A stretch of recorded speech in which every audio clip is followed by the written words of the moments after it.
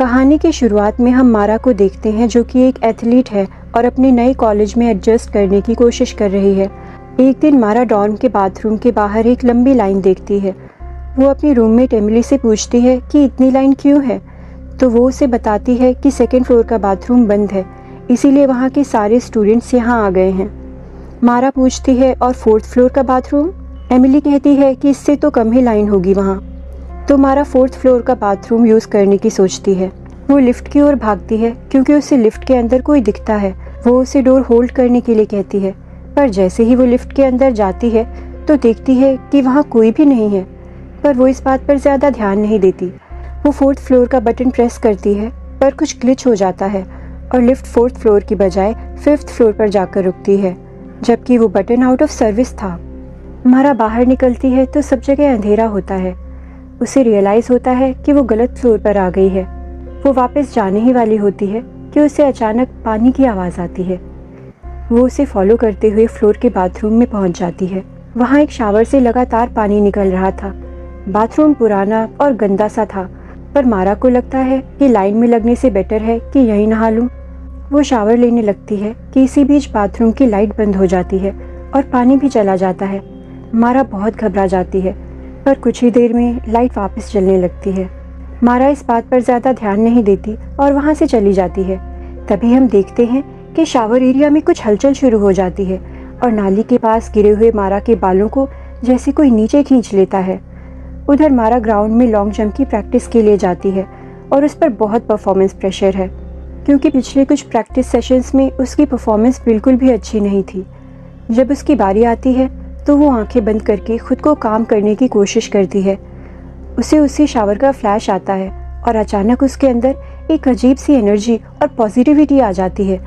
वो इतना अच्छा परफॉर्म करती है कि सारे रिकॉर्ड्स तोड़ देती है। उसका असिस्टेंट कोच कोडी उससे कहता है कि उसने तो उसकी एक्स गर्लफ्रेंड का भी रिकॉर्ड तोड़ दिया। मारा कहती है कि मुझे नहीं पता था कि आप भी यहीं पर स्टूडेंट थे। एमिली वहाँ आती है और कोच कोडी को बोलती है कि हेड कोच उसे बुला रहे हैं। वो वहाँ से चला जाता है। एमिली मारा को वार्न करती है कोच कोडी के फ्लर्टी नेचर के बारे में। मारा कहती है कि वो ध्यान रखेगी। एमिली उसे कहती है कि आज तुमने बहुत अच्छा किया, चलो चलकर सेलिब्रेट करते हैं। तो मारा कहती है कि ठीक है, पर पहले मुझे शावर लेना है। मारा शावर लेने के लिए वापस उसी 5वें फ्लोर के बाथरूम में जाती है और इस बार उसके साथ जो होता है वो रोंगटे खड़े कर देने वाला था। हम देखते हैं कि मारा के पीछे शावर में कोई और भी खड़ा है। वो उसे देख नहीं पाती, पर अचानक उसको एक विजन आता है। वो एक लड़के को देखती है जो दर्द में चीख रहा है और उसकी बॉडी जली हुई है, उस पर घाव और फफोले हैं। पीछे से कुछ लड़के हंस रहे हैं। मारा जैसे उस लड़की के दर्द को खुद महसूस कर रही हो। अचानक से मारा होश में आती है और बहुत डर जाती है। उसे समझ नहीं आता कि ये सब क्या हुआ। वो वहाँ से भाग जाती है। मारा इतना डर जाती है कि घर वापस जाने की सोचती है, पर समझ नहीं आता कि वो ये बात अपनी माँ से कैसे कहे। वो कश्मकश में है। तभी एमिली वहाँ आती है और उसे परेशान देखकर वजह पूछती है। मारा जब उसे सब बताती है तो एमिली भी शॉक में आ जाती है। वो उसे बताती है कि 5वीं फ्लोर बहुत दिनों से बंद है और उसे तो ये भी नहीं पता था कि लिफ्ट 5वीं फ्लोर तक जाती भी है। तो मारा वहाँ कैसे पहुँची? मारा कहती है कि वो तो हमेशा 4th फ्लोर का ही बटन प्रेस करती थी, पर लिफ्ट शायद किसी गड़बड़ी की वजह से खुद 5वें फ्लोर पर चली जाती थी। वो एमिली से पूछती है कि वो फ्लोर बंद क्यों रहता है, तो एमिली कहती है कि र्यूमर है कि वहाँ से कोई लड़का मिसिंग था, बस तभी से वो फ्लोर बंद रहता है और वहाँ कोई नहीं जाता। क्या उसने वहाँ कुछ देखा? तो मारा कहती है कि नहीं, वो बस शायद थक गई है और आराम करना चाहती है। मारा सोने की कोशिश करती है और जैसे ही उसकी आँख लगती है अचानक उसके चेहरे पर पानी की कुछ बूंदें गिरने लगती हैं। वो उठती है पर समझ नहीं पाती कि पानी कहाँ से गिर रहा है। वो देखती है कि रूम के दरवाजे के की होल से पानी टपक रहा है। वो दरवाज़ा खोलकर बाहर जाती है, पर बाहर भी सब तरफ फर्श पर पानी फैला हुआ था। वो पानी के सोर्स का पता लगाने के लिए आगे बढ़ती है और तभी देखती है कि वो पानी खून में तब्दील हो चुका है। तभी पीछे से लिफ्ट का दरवाज़ा खुलता है और वो बेसुध सी लिफ्ट के अंदर चली जाती है और अगले ही पल वो खुद को उसी शावर के नीचे पाती है। उस शावर का पानी भी खून में तब्दील हो जाता है। अचानक उसके कान में वही लड़का जिसे उसने पहले विजन में देखा था उसका नाम लेता है और मारा झटके से उठ जाती है। वो खुद को अपने बेड पर पाती है। वो बहुत डरी हुई है, पर उसके आसपास तो सब नॉर्मल है। वो दरवाजे की ओर देखती है, उससे भी पानी नहीं टपक रहा। उसे लगता है कि शायद उसने कोई सपना देखा। वो फिर से सोने की कोशिश करती है। अगले दिन मारा असिस्टेंट कोच कोडी से पूछती है कि क्या जब आप यहाँ स्टूडेंट थे तब 5th फ्लोर ओपन रहता था? कोच के तो चेहरे का जैसे रंग ही उड़ जाता है और वो उसे गुस्से में 5th फ्लोर से दूर रहने को कहता है। अगले दिन फिर से मारा 5th फ्लोर के बाथरूम में जाती है तो उसकी रिंग नाली में गिर जाती है। वो अपनी रिंग निकालने के लिए जाली हटाती है, पर उसे रिंग के साथ कुछ और भी मिलता है, एक चश्मा जिसका कांच टूटा हुआ था, और उसे छूते ही उसे फिर से विजन आता है। ये चश्मा उसी लड़के का था जिसे उसने जली हुई हालत में देखा था। वो मदद के लिए पुकार रहा है, पर कुछ लड़कों ने उसे बाथरूम में बंद कर दिया है, उसे निकलने नहीं दे रहे। विजन खत्म होता है और मारा होश में आती है। आसपास घबरा कर देखती है। अचानक वो चोक करने लगती है। उसके मुंह से खून निकलने लगता है और उस टूटे हुए चश्मे का वही मिसिंग नुकीला टुकड़ा उसके मुंह से निकलता है। मारा बहुत डर जाती है। वो वापस उस चश्मे के टुकड़े को वहीं रख देती है जहाँ से उसने उसे निकाला था, और जैसे ही वो वहाँ से बाहर निकलती है, हम देखते हैं कि बाथरूम के दरवाजे के पीछे उसी लड़की का सिलुएट दिखता है। फिर हम देखते हैं कि रात को एमिली रूम में सो रही है जब उसे अचानक कुछ आवाज़ आती है। वो उठती है तो देखती है कि मारा दीवार को अपने नाखून से कुरेद रही है। वो जैसे होश में ही नहीं है और उसके नाखून जख्मी हो रहे हैं। एमिली उसे होश में लाती है और मारा इस सब से खुद शॉक में है। उसे कुछ समझ नहीं आ रहा कि उसके साथ क्या हुआ। एमिली उसके घाव पर पट्टी करने लगती है, पर मारा कहती है कि ये बस एक बुरा सपना था। एमिली को लगता है कि मारा को काउंसलिंग की ज़रूरत है, तो वो उसे एक कार्ड देती है और कहती है कि अगर वो किसी से बात करके अपना दिल हल्का करना चाहती है तो कर सकती है। मारा उसे थैंक्स कहती है और एमिली उसे आराम करने को कहती है। फिर हम देखते हैं कि मारा उस मिसिंग स्टूडेंट के बारे में नेट पर कुछ इन्फॉर्मेशन निकालने की कोशिश कर रही है और साथ में उसे स्टूडेंट मेंटल हेल्थ सर्विस पर बात कर रही है, जिसका नंबर एमिली ने उसे दिया था। अचानक उसका फ़ोन स्क्रीन अपने आप स्क्रॉल होने लगता है। वो हड़बड़ी में फ़ोन काटती है और उसके फ़ोन में एक फ़ोटो दिखती है जिसमें कोडी और उसके कुछ दोस्त हैं। फ़ोटो के नीचे कुछ और फोटोज़ भी हैं और उनके नाम सर्च करने पर उसे पता चलता है कि उन सबकी किसी न किसी तरह से डेथ हो चुकी है।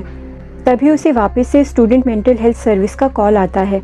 कॉल पर जो लड़की होती है वो बोलती है कि तुमने अचानक से कॉल काट दिया, सब ठीक तो है? पर मारा का ध्यान उसके फ़ोन पर फोटोज़ पर है। नीचे स्क्रॉल करने पर एक और फोटोज़ के सामने आती है जिसमें कोडी अपने दोस्तों के साथ है। उसी फोटो के बैकग्राउंड में उसे वो लड़का बैठा हुआ दिखता है जिसे उसने अपने विजन में देखा था। उसका नाम ईथन ब्लैक है। मारा बहुत कंफ्यूज्ड है। अचानक फ़ोन पर वो लड़की कहती है कि मैं खुश हूँ कि आखिर तुमने उसे ढूंढ ही लिया। अब मारा चौंक जाती है और पूछती है क्या? वो लड़की डिस्टॉर्टेड आवाज़ में कहती है कि तुम अभी उसी की पिक्चर देख रही हो। मारा घबरा के पूछती है कि कौन हो तुम? तो फ़ोन पर आवाज़ लड़की की आवाज़ में बदल जाती है जो कि कहता है कि तुम्हें पता है कि मैं कौन हूँ और उन्होंने मेरे साथ क्या किया, वो तुम्हारे साथ भी यही करेगा। अब तो मारा की सिट्टे पिट्टी गुल हो जाती है। वो आवाज़ कहती है कि हमें इसे ख़त्म करना ही होगा और तुम जानती हो कि तुम्हें क्या करना है। अगले सीन में हम देखते हैं कि मारा रेड पेन से उन फोटोज़ पे ईथन की फ़ोटो पे सर्कल्स बना रही है और पार्किंग लॉट की सारी गाड़ियों पे उन पिक्चर्स को चिपका देती है और उसके पीछे लिखा होता है कोडी ने मुझे मारा। कोडी जब उन पिक्चर्स को देखता है तो उसे बहुत गुस्सा आता है। एमिली भी जब रूम में आती है तो उसे हर जगह वो फ़ोटोज़ दिखती हैं। वो कंफ्यूज होती है और मारा को ढूंढने लगती है। अचानक उसे मारा के हंसने की आवाज़ आती है। वो आवाज़ का पीछा करते हुए उसी बाथरूम में पहुंचती है और देखती है कि मारा अकेले में बैठी किसी से बातें कर रही है। ऐसा लग रहा हो कि कोई उसके सामने बैठा है, पर असल में तो वहाँ मारा अकेली है। एमिली को बहुत अजीब लगता है। मारा उसे देखकर पूछती है कि तुम यहाँ क्या कर रही हो? एमिली कहती है कि तुमने आज भी प्रैक्टिस मिस कर दी, पर मारा तो जैसे आज और कल का सारा फ़र्क ही भूल चुकी है। वो कहती है कि मैं बहुत बिजी थी। एमिली को लगता है कि मारा अपना दिमागी संतुलन खो रही है। एमिली उसे कहती है कि चलो चलकर कुछ खाते पीते हैं, तो मारा कहती है कि मैं उसे छोड़कर नहीं आ सकती, उसे मेरी ज़रूरत है। एमिली पूछती है तुम किसे छोड़कर नहीं जा सकती? मारा कहती है कि तुम्हें क्या लगता है, कैसा लगता होगा जब तुम्हारी स्किन जला दी जाए, उधेड़ दी जाए और लोग तुम पर हंस रहे हो। एमिली घबरा कर कहती है कि तुम ये सब क्या कह रही हो।